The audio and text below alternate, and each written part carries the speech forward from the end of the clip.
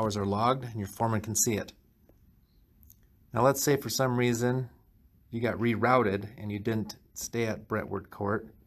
Let's say you only did 4 hours there and then you got called to go somewhere else. So what you do is you click on this green plus sign.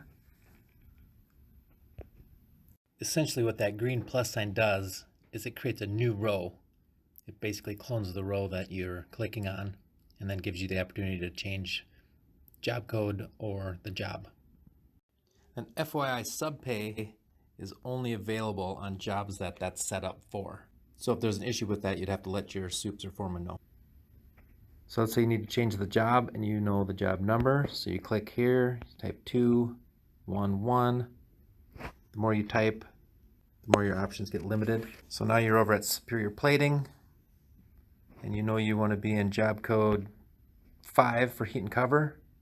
So you select that, you click add, and then boom, it created this row for you at Superior Plating. And now you've got an option to put your hours in. So you can click on that X for Wednesday and put in your hours. The foreman on that job site will be alerted that you were there and you added hours, and then he'll be able to approve your time.